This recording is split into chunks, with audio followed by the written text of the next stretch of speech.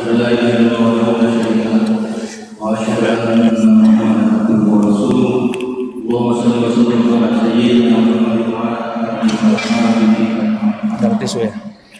Bapak Ibu saudara yang dimuliakan Allah, puji serta syukur berikan kesempatan kepada Allah Subhanahu wa taala pada malam hari ini memberikan kesehatan dan selamat kepada kita semua hari di masjid yang mulia di Rangga melaksanakan sholat maghrib berjamaah dan melaksanakan mengikuti takbir yang kajian sedang dilaksanakan pada hari ini dengan sama dan karamah itu semua kasihan dan kalian tidak punya keselamatan dan kemudian tidak sedikit menjaga terima kasih atas kehadiran pada malam hari ini. Semoga yang sampaikan dan jumlah dan besar salam serta sahabatnya keluarganya seluruh yang setiap yang akan kiamat. Bapak Ibu saudara yang Allah itu mendengar pada kita pada malam hari ini. Mari kita tetap bersama-sama kita dan bersama Muhammad sallallahu alaihi wasallam.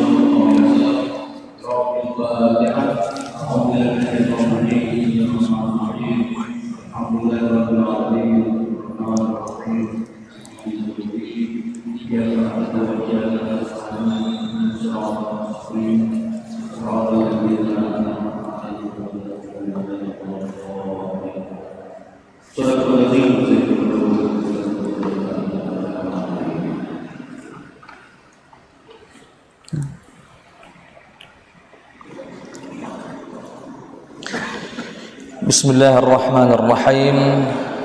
Assalamualaikum warahmatullahi wabarakatuh. Alhamdulillah wassalatu wassalamu ala sayyidina Rasulillah wa ala alihi wa sahbihi wa mawalah wattaba'a hudah amma ba'd. Alhamdulillah, jamaah salat maghrib yang dimuliakan Allah Subhanahu wa taala, mari senantiasa kita bersyukur atas nikmat Allah, terutama nikmat iman, nikmat Islam, nikmat sehat, nikmat kesempatan sehingga bisa menunaikan salat maghrib secara berjamaah dan kita bisa kumpul kembali di taman surganya Allah Subhanahu wa taala di muka bumi ini dengan harapan penuh kembali Allah kumpulkan kita di taman surganya bersama Rasulullah sallallahu alaihi wasallam. Amin ya rabbal alamin. Salawat beriring salam tercurahkan kepada suri tauladan baginda Muhammad sallallahu alaihi wasallam. Semoga kita semua mendapatkan syafaatnya kelak di hari kiamat. Amin ya rabbal alamin. Sebelum memulai kajian, ya, ada salah satu ayah dari jamaah kita, Bayu, yang sedang sakit, ya, sedang bekerja di luar kota dan sakit. Beliau Bapak Iwan Sukoco bin Jaman Santoso dan seluruh keluarga kita yang sedang sakit, semoga Allah angkat penyakitnya, Allah sembuhkan, Allah pulihkan, dan kita dilindungi dari segala penyakit dan wabah bi barakati suratil Fatihah. A'udzubillahi minasyaitonir rajim. Bismillahirrahmanirrahim. Alhamdulillahi rabbil alamin arrahmanir rahim maliki yaumiddin iyyaka na'budu wa iyyaka nasta'in ihdinas siratal mustaqim siratal ladzina an'amta 'alaihim ghairil maghdubi 'alaihim waladdallin. Bapak Ibu yang dimuliakan Allah Subhanahu wa taala, pada malam hari ini kita akan mengkaji hadis yang ke-9, masih seputar makna keesaan kepada Allah, keikhlasan dalam beribadah kepada Allah. Namun hari ini secara khusus membahas tentang maksiat pertama yang melatar belakangi iblis melanggar perintah Allah Subhanahu wa taala, yaitu maksiat sombong, angkuh. Itu yang akan kita bahas pada pertemuan kita atau majelis kita malam hari ini. Saya bacakan redaksinya. Qala al-musannifu hafizahullah wa nafa'ana Allah bi'ulumihi fid dunya wal akhirah. An Abi Hurairah radhiyallahu anhu qala Rasulullah sallallahu alaihi wasallam qala Allah azza wa jalla. Dari sahabat Abu Hurairah radhiyallahu anhu berkata, Rasulullah sallallahu alaihi wasallam bersabda, Allah subhanahu wa ta'ala berkata, hadis qudsi, Al-kibriya'u ridai. Kata Allah subhanahu wa ta'ala, ketinggian, kesombongan itu selendangku. Wal-'azamatu izari, dan keagungan adalah kainku. Kata selendang, kata kain ini ungkapan kiasan, majaz. Maksudnya adalah kesombongan dan keagungan itu hak pribadiku, hanya aku yang boleh memilikinya, hanya aku, Allah subhanahu wa ta'ala, yang memilikinya. Faman naza'ani ahadan aw wahidan minhuma qadhaftuhu finnar. Barang siapa yang berusaha merebutnya, artinya ingin merebut kesombongan itu, ingin bersikap sombong di bumi ini, qadhaftuhu finnar, aku campakkan dia, aku lempar dia ke dalam api neraka. Itulah hadisnya kurang lebih. Ya, kita ulangi lagi. Kata Rasulullah sallallahu alaihi wasallam, Allah subhanahu wa ta'ala berkata atau berfirman, Al-kibriya ridai wal 'azamatu izari. Kesombongan, ketinggian, keagungan hak prerogatifku, hak hanya milik pribadiku. Faman naza'a wahidan minhuma, barang siapa yang mencoba, berusaha mengambil salah satunya saja, qadhaftuhu finnar, aku akan lemparkan dia ke dalam api neraka. Itulah kurang lebih hadis yang akan kita bahas pada malam hari ini. Kita akan coba mengkajinya. Apa yang dimaksud dengan al-kibriya? Ya, banyak versi tafsiran yang disampaikan oleh para ulama, namun intinya adalah fallahu subhanahu al-kamilu dzatan wa wujuda wal ghaniyyu al-mustaghni wal mughni yahiqqu lahu an yakuna lahu asy-syarafu ala jami'i makhluqatihi litafaddulihi alaihim bil wujudi ba'da al-'adam wa bil imdadi bi kulli ma yahtajunahu wa atakum min kulli ma sa'altumuh. Maksudnya adalah, apa yang dimaksud Allah itu maha tinggi dan maha sombong atau maha agung, bahwasanya Allah itu maha sempurna, baik zatnya, sifatnya, dan Allah berhak untuk menyombongkan dirinya, karena Allah lah yang telah mengadakan kita dari ketiadaan. Yang tadinya kita nggak ada, kemudian Allah ciptakan, kemudian kita ada. Kemudian setelah kita ada, Allah tidak putus-putus memberikan kenikmatannya kepada kita, sehingga layak Allah subhanahu wa ta'ala untuk memiliki kemuliaan dan keagungan. Makanya salah satu dari Asmaul Husna yang 99 milik Allah, nama salah satunya adalah Al-Mutakabbir, yaitu yang maha tinggi, yang maha memiliki ketinggian, ya, dalam tanda kutip kesombongan. Sedikit membahas tentang Asmaul Husna agar memperjelas saja. Para ulama termasuk Al-Imamul Ghazali dan guru kami Syekh Ali Jum'ah hafizahullah mengatakan bahwasanya Asmaul Husna itu, Pak, yang 99 itu bisa diklasifikasikan menjadi 3. Yang 99 itu kalau diklasifikasikan bisa menjadi 3. Yang pertama, nama-nama Allah Asmaul Husna yang menunjukkan al-jamal, keindahan. Ada juga yang menunjukkan al-jalal, keagungan. Dan yang ketiga menunjukkan al-kamal, kesempurnaan. Kita akan jelaskan sedikit agar nanti bisa memahami dengan lebih baik hadis ini.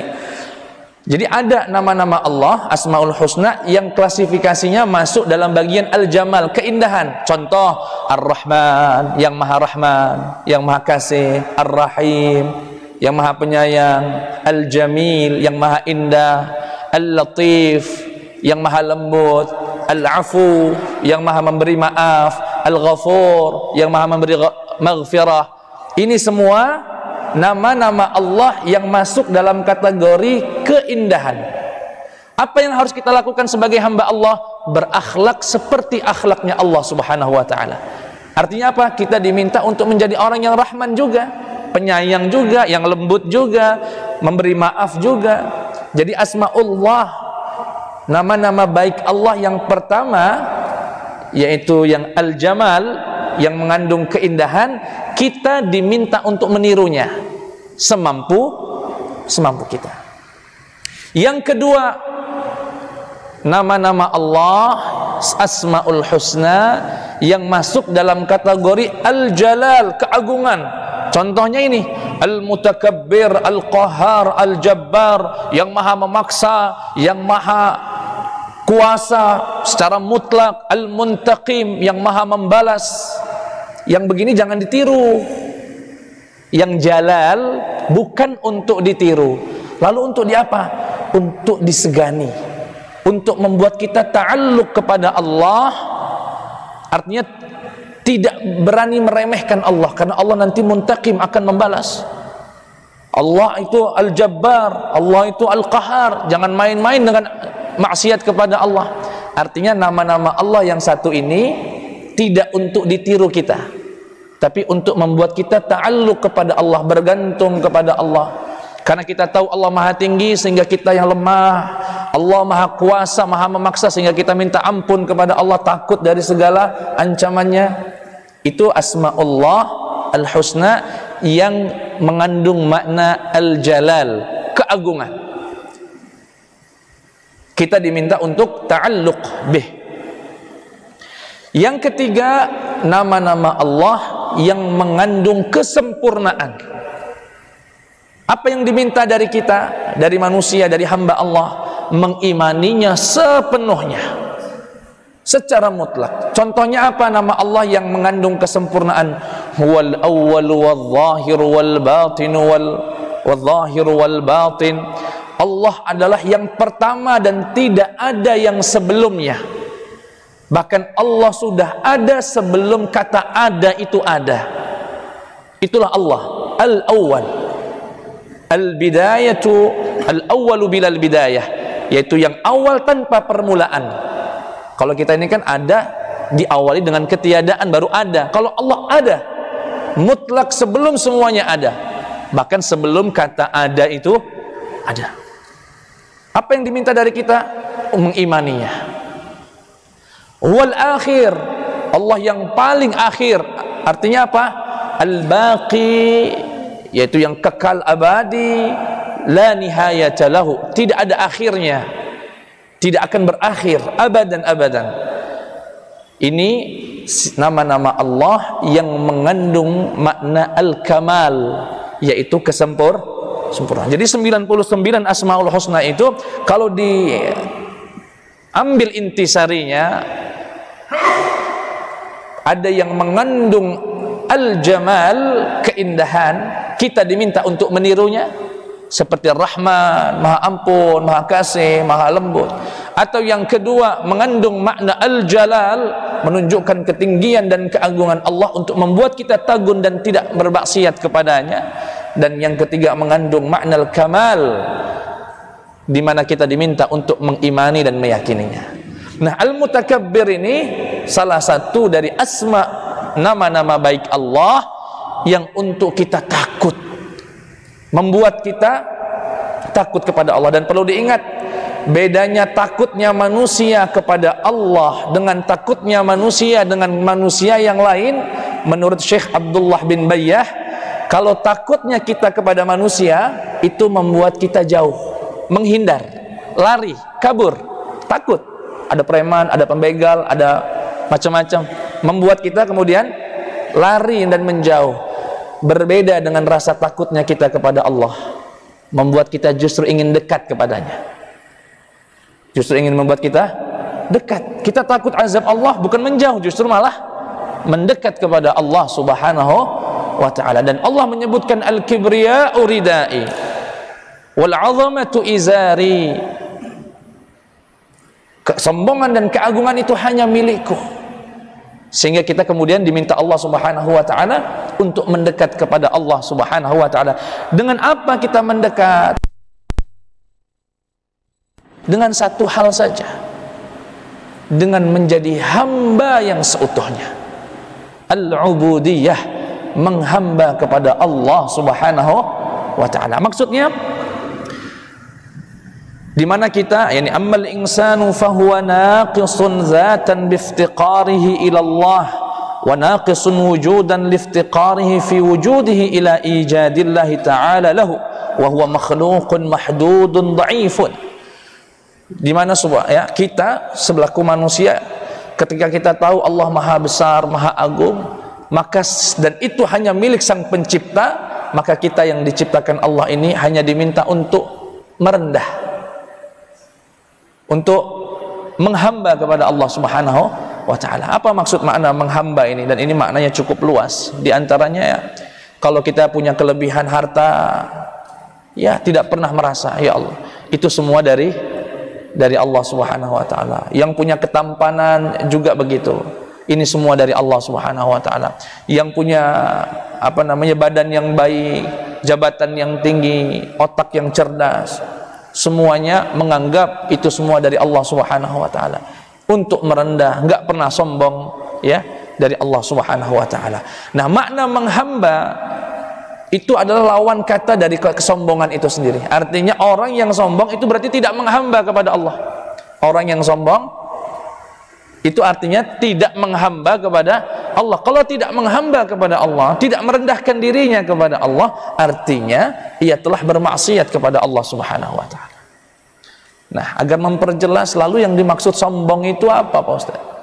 Yang dimaksud sombong bagi kita seorang manusia selaku hamba Allah, sombong yang dimaksud langsung dijelaskan oleh Rasulullah sallallahu alaihi wasallam. Beliau Nabi Muhammad sallallahu alaihi wasallam pernah menyatakan, la yadkhulul jannata man kana fi qalbihi dzarratun minal kibr, atau kama qala alaihi salatu wasallam. Tidak akan masuk surga orang yang ada di dalam hatinya sekecil atom dari kesombongan. Kemudian ada seorang sahabat bertanya, ya Rasulullah, jika di antara kami ada yang suka berpakaian bagus, kalau pakai sendal yang bagus, ya kalau diluaskan, kalau pakai perhiasan yang bagus, cincin yang bagus, apakah itu sombong ya Rasulullah? Bukan. Innallaha jamilun wa yuhibbul jamal. Kalau itu keindahan, Allah suka kita berpenampilan yang indah. Sombong itu al-kibru, itu cuma dua. Apa itu? Batarul haqqi wa ghamtun nas. Ya, batarul haqqi wa ghamtun nas. Apa itu? Menolak kebenaran, susah dinasehati, dan merendahkan orang lain. Jadi menurut Rasulullah sallallahu alaihi wasallam, yang dimaksud sombong itu Pak cuma dua itu aja. Susah menerima kebenaran, kalau dinasehati itu tentang agama, tentang akhirat, tentang pahala, tentang surga dan sebagainya, menolak. Ayo sholat, nantilah, hari gini masih ngomongin sholat. Jangan makan riba, riba itu Pak Ustadz masih riba diomongin, susah Pak Ustadz, hidup susah, mumpung ada orang ngasih modal mudah. Nggak bisa dinasehati. Ayo baca Quran, perbaiki bacaan Quran. Aduh Pak Ustadz, baca Quran dan sebagainya. Orang-orang yang semacam ini bagian dari orang-orang sombong. Yang kedua, ghamtun nas, merendahkan orang lain. Yang kaya, merasa hebat. Yang pintar merasa lebih berilmu, ya. Bahkan yang soleh merasa lebih soleh. Nah, ini bahaya sekali. Yang soleh merasa lebih merendahkan orang lain. Nggak menegur kalau nggak ditegur, nggak senyum kalau nggak disenyumi duluan, marah kalau namanya nggak disebut, dan sebagainya. Kecewa kalau nggak dikasih posisi yang pas. Ini bagian dari kesombongan. Singkatnya, Bapak Ibu yang dimuliakan Allah, yang dimaksud dengan kesombongan adalah batarul haq, tidak mau menerima kebenaran, angkuh, keras hatinya. Yang kedua, ghamtun nasi, yaitu merendahkan orang lain, sombong dengan orang lain. Dan diantara gambaran-gambaran sombong, na'udzubillahi min dzalik, ya, kalau ada orang yang di bawahnya lebih miskin atau pendidikannya lebih rendah, dia nggak mau negur duluan kalau nggak ditegur. Kalau ngajak ngobrol pengennya cepat selesai. Tapi kalau yang datang orang sukses, orang kaya, orang pintar, lama-lama dia mau.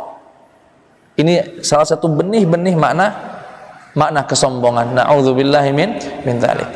Kemudian kata musannif, faman kana fihi mithqalu dzarratin min bataril haqqi wa ghamtin nasi la yadkhulu al-jannata hatta yutahhirahu Allah minhu biqadfihi iyyahu fin nar aw an yatajawaza Allah anhu insya Allah dzalik. Lalu apa hukuman bagi orang yang sombong itu, yang angkuh, yang merasa hebat, yang merasa pintar, yang merasa kaya, yang merasa lebih daripada yang lain? Ya, minimal ada tingkat ini, ada tingkatan-tingkatannya. Dikatakan oleh beliau, barang siapa yang di dalam hatinya ada sekecil kesombongan, merasa lebih daripada yang lain, maka dia tidak akan masuk surga sampai dibersihkan dari dosa-dosanya. Dengan cara apa dibersihkan? Jajal dulu, mencicipi dulu nerakanya.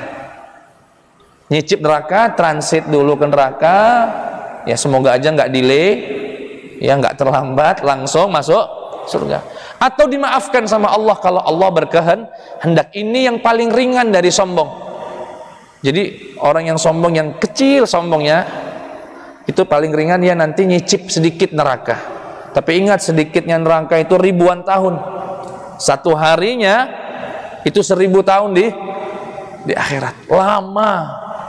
Jadi jangan coba-coba, nggak apa-apa lah, sombong-sombong sedikit.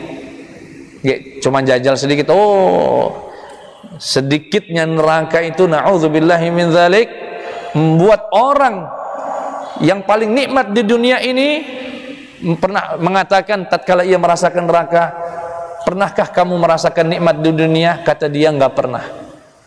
Jadi nanti itu Pak, di akhirat, na'udzubillahi min dzalik, ada orang yang paling bahagia di dunia ini, paling sukses, paling kaya, akan didatangkan di akhirat, suruh nyicip neraka.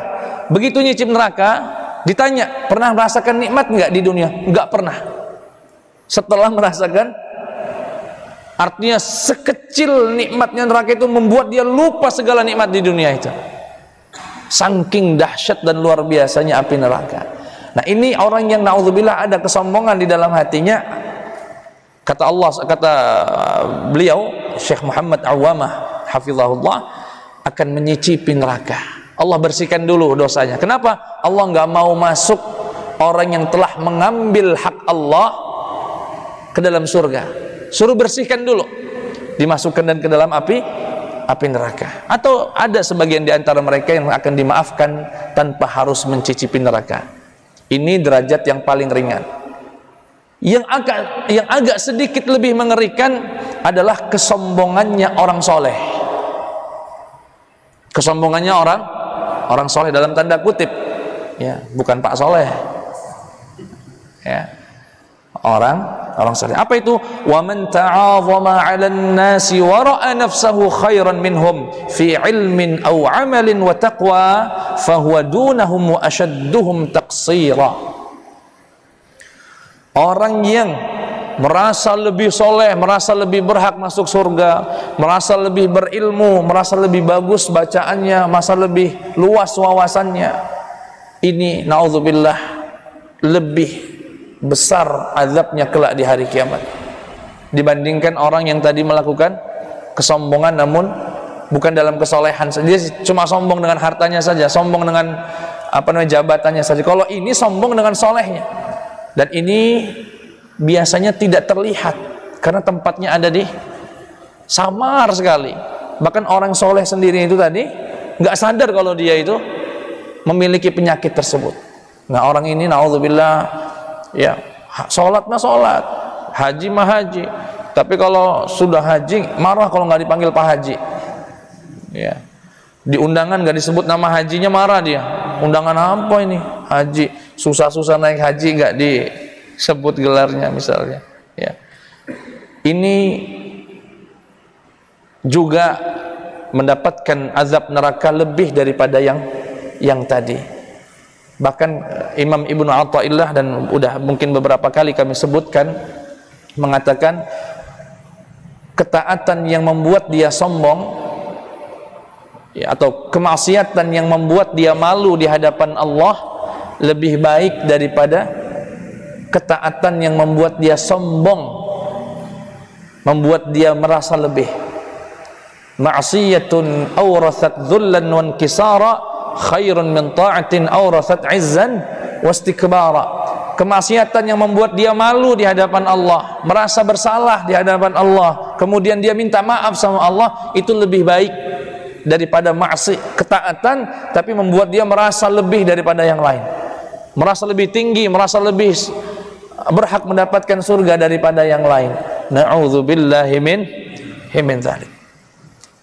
Dan yang lebih daripada itu semua adalah orang yang sombong, tidak mau mengakui Allah sebagai Tuhan dan tidak mengakui dirinya sebagai hamba Allah Subhanahu wa ta'ala, alias orang yang sudah diberikan kejelasan tentang Islam, diberikan keterangan dan dalil-dalil tentang kebenaran Islam, tapi hatinya menolak, gak mau. Apa itu ngomong-ngomong Tuhan hari ini? Memang ada yang namanya Tuhan? Gak ada, bebas saya, terserah saya mau tidur, mau makan haram, mau makan halal. Orang yang semacam ini sombong yang membawa dia kekafiran, ya, dan ini puncak dari kesombongan. Nggak mau menerima Islam setelah dijelaskan tentang keislaman. Orang yang semacam ini, yang ketiga ini, dua hukuman yang Allah akan berikan kepada dia. Yang pertama, mustahil mendapatkan hidayah sampai mati. Bapak Ibu, orang yang belum masuk Islam itu ada dua kemungkinan. Satu, memang belum tahu tentang Islam, nggak tahu, tinggal di sana, di Eskimo sana, di mana, di kutub utara sana, tidak tahu tentang Islam, dia nggak masuk Islam. Yang kedua, sudah tahu Islam itu benar, diberikan tanda-tanda dan petunjuk kepadanya, tapi dia nggak mau menerimanya. Orang yang semacam ini, na'udzubillahi min dzalik, tidak akan mendapatkan hidayah Allah sampai hari kiamat. Matrudun min rahmatillah, tertolak dia dari rahmat Allah Subhanahu wa ta'ala, diabadikan. Dan ini hukuman yang pertama, yaitu tidak akan mendapatkan hidayah dari Allah Subhanahu wa ta'ala. Dan ini diabadikan dalam surat Al-A'raf ayat 146, di mana Allah Subhanahu wa ta'ala berfirman, A'udzu billahi minasyaitonir rajim. Sa'asrifu an ayati alladzina yatakabbaruna fil ardi bighairil haqq. Kata Allah Subhanahu wa ta'ala, orang-orang yang sombong di muka bumi ini, sombong yang dimaksud enggak mau menerima Allah sebagai Tuhannya, ateis hari ini. Orang-orang kafir yang telah tahu tentang kebenaran Islam, pastor dan sebagainya. Kata Allah, sa'asrifu an ayati alladzina yatakabbaruna fil ardi bighairil haqq. Setiap, ya, orang-orang semacam ini akan aku palingkan dia dari hidayah Allah Subhanahu wa ta'ala. Artinya setiap kali mendengar ayat, tanda-tanda kebenaran Allah, tanda-tanda kebesaran Allah, hatinya selalu menolak, enggak mau menerima. Ini hukuman dari Allah, hukuman dari Allah Subhanahu wa ta'ala. Dan ayat tadi dilanjutkan, wa iyyaraw kulla ayatin la yu'minu biha وإن يروا سبيل الرشد لا يتخذوه سبيلا وإن يروا سبيل الغي يتخذوه سبيلا. Orang-orang semacam ini Pak, yang sombongnya tadi, naudzubillah, tidak mau mengakui Allah sebagai Tuhan.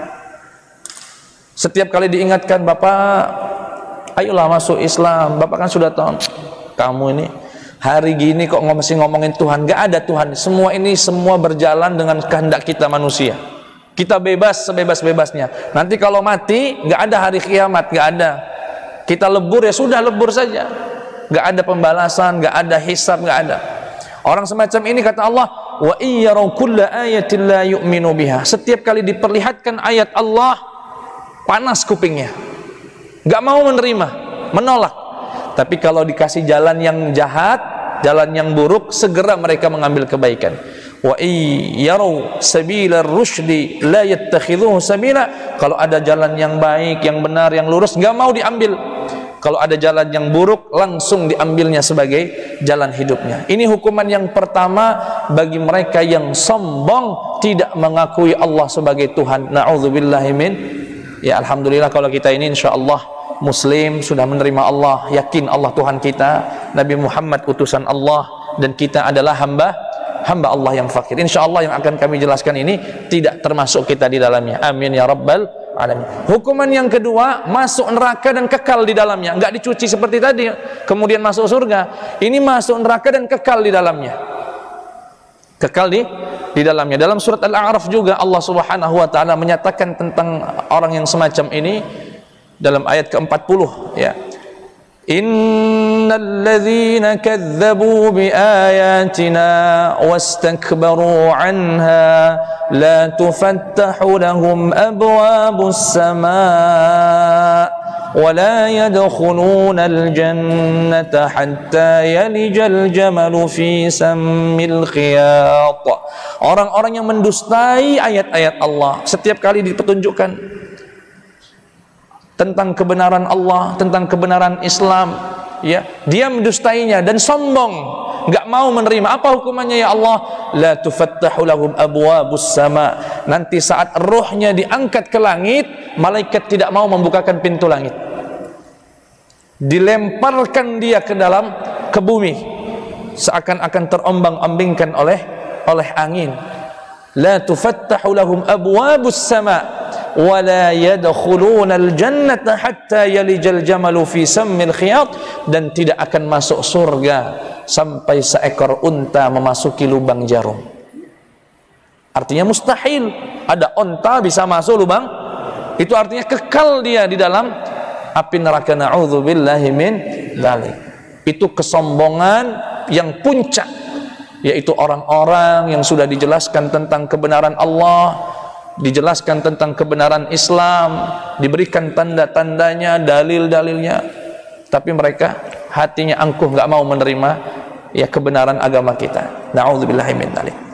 Baik, Bapak Ibu yang dimuliakan Allah Subhanahu wa taala, terakhir sebagai sebuah tambahan, lalu ya, bagaimana kita menghilangkan rasa sombong di dalam hati kita, ya. Ini sombong yang kita maksud di sini ya tadi, tidak merasa lebih, yang pintar tidak merasa lebih pintar, yang punya uang tidak merasa lebih kaya, ya, yang punya jabatan tinggi nggak merasa lebih mulia, dan seterusnya, ya. Bahkan yang soleh tidak merasa lebih soleh, yang taat tidak merasa lebih taat, biasa-biasa saja. Hamba Allah yang terus merendah, yang terus menghinakan dirinya di hadapan Allah Subhanahu wa taala. Nah, jika ada benih-benih kesombongan itu, bagaimana cara kemudian kita mengobatinya? Para ulama menyebutkan cuma dua caranya. Cuma dua cara membersihkan hati ini dari kesombongan. Yang pertama ilmu, yang kedua amal. Ilmu apa di sini? Ilmu itu artinya pengetahuan. Pengetahuan apa? Pengetahuan tentang jati dirinya, mengenali dirinya, siapa dia. Contoh simpel, orang yang mungkin punya kelebihan kecerdasan, ketika dia cerdas atau dia memiliki kecerdasan, hafalan yang kuat, pemahaman yang baik, dia merenung untuk mengenali dirinya, ya Allah, kecerdasan ini kalau saya jadikan alasan saya untuk sombong, alangkah mudahnya Allah cabut kecerdasan itu. Mohon maaf, mungkin masuk kamar mandi, kepleset, jatuh, kepalanya jedur tembok, gagal otak, selesai dia jadi orang pintar, lupa ingatan, bahkan bisa stres, gila. Yang tadinya merasa lebih tinggi seketika menjadi nggak ada apa-apanya. Orang yang tadinya kaya raya merasa kaya misalkan, ya mudah sekali Allah hilangkan kekayaannya itu. Gimana caranya? Ya bisa saja gempa bumi, hancur semua tanah dan rumah-rumahnya, seketika jadi orang miskin. Menyadari kalau dia itu nggak bisa sombong karena itu milik Allah Subhanahu wa ta'ala, dan Allah bisa ambil seketika. Yang punya sombong dengan ketampanan dan kecantikannya, alangkah mudahnya hilang. Bisa saja sambil masak, ngantuk atau bagaimana, jatuh, minyak panasnya terciprat ke wajahnya, hilang ketampanannya. Mudah sekali Allah menghilangkannya. Yang punya kegagahan, ya, saya kemarin beberapa hari mengikuti biografi juara satu gym itu, yang bentuk tubuh, ya, keindahan tubuh, yang naudzubillah juara satu yang sebelumnya itu hari ini tidak bisa ngangkat badannya besar. Bukan dia sombong, saya tidak melihat sombong, maksudnya kegagahan yang begitu besar, sedunia nomor satu, mudah sekali, rupanya sendi-sendinya nggak kuat mengangkat beban tubuhnya. Mudah. Sekarang di mana-mana dituntun orang. Muhammad Ali, sang petinju nomor satu dunia, lihat bagaimana dia gemetaran. Hanya orang yang mengenali jati dirinya semacam ini, mau sombong itu akan tertahan. Artinya mengenali diri sebagai hamba yang begitu lemah, yang begitu mudah sekali Allah ambil kenikmatan darinya, akan ngerem, akan menahan dirinya untuk tidak sombong. Juga ilmu pengetahuan yang dimaksud adalah akibat. Ya, ini kalau orang mengetahui akibat kesombongan, dia akan masuk ke dalam neraka, dia akan disiksa oleh Allah Subhanahu wa ta'ala. Itu juga akan membuat dia menahan diri untuk tidak sombong. Yang kedua, amalan tadi, yaitu yang untuk menghilangkan sombong, ya melakukanlah amalan-amalan yang membuat kita kemudian tidak merasa. Misalkan kalau ada, mohon maaf, ada anak yatim, cium tangannya, cium kepalanya, itu sedikit banyak mengurangi. Kalau ada sampah di masjid, biasakan untuk diambil. Itu juga terapi untuk menghilangkan kesombongan. Syukur-syukur kalau ada kerja bakti, bersihkan kamar mandi masjid, juga bersihkan kamar mandi masjid. Insya Allah itu hal-hal yang bisa mengikis kesombongan di dalam hati. Kalau ada orang miskin, datangi rumahnya, mohon maaf, datangi rumahnya, silaturahim. Coba sering-sering ngobrol dengan orang-orang yang di bawahnya. Insya Allah itu semua akan mengurangi sedikit banyaknya rasa sombong di dalam hati kita, dan pada akhirnya kita bisa menjadi hamba Allah Subhanahu wa ta'ala yang seutuhnya, hamba yang terus beribadahnya makin luas, makin banyak, makin bagus, tapi dia makin merendah. Ilmunya makin bertambah, dia makin merendah. Hartanya makin banyak, dia makin merasa tidak punya apa-apa. Orang semacam ini adalah orang yang telah menjadi hamba Allah yang sesungguhnya, yang kesombongan telah hilang dari dalam hatinya. Bapak Ibu yang dimuliakan Allah, itu yang bisa kami sampaikan. Jika ada yang ingin ditanyakan sebelum kita tutup, dipersilakan. Sisa berapa? Bapak Ibu sekalian, masih ada 4 menit ya. Silakan satu, Pak.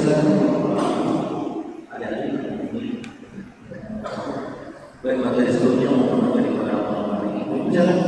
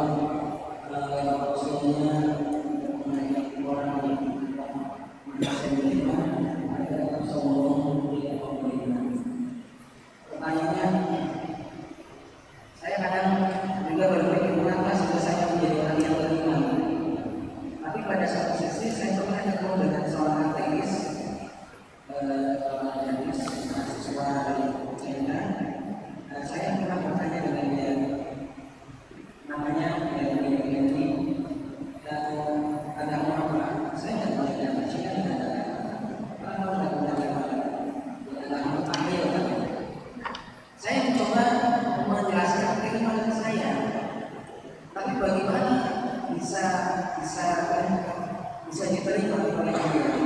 Karena prinsip orang yang saya tanya yang namanya ateis itu hidup ini mungkin taat dengan aturan manusia. Kalau taat dengan aturan manusia selamat hidupnya. Tapi kalau hidup itu melawan aturan manusia, misalnya pemerintah itu celaka. Itu yang saya tanya begini, mengukur seseorang itu selamat tidaknya di situ. Nah, bagaimana akhirnya kok jadi orang yang beriman yang dan tahu apakah itu bukan akidah tapi yakin gitu. Sementara dia yakin juga, tapi begitu keyakinannya. Masalahnya pertanyaan di mana salahnya bisa mengkoneksikan keimanan kami dengan orang yang seperti ini lagi dalam Islam bagaimana Ramadan. Sekian. Iya. Beliau pernah bertemu dengan seorang ateis. Ateis itu artinya nggak percaya Tuhan, nggak punya Tuhan. Ya. Kemudian sebetulnya orang ateis itu kan sebenarnya panjang kalau dijelaskannya karena waktu kita terbatas. Ateis itu kan menganggap orang yang memiliki kepercayaan adanya Tuhan merasa terkekang. Artinya dia nggak bebas. Ada halal, ada haram. Artinya keyakinan terhadap Tuhan itu membatasi dia. Itu versi orang-orang. Tapi sebetulnya orang ateis juga punya keyakinan. Keyakinan tidak punya Tuhan.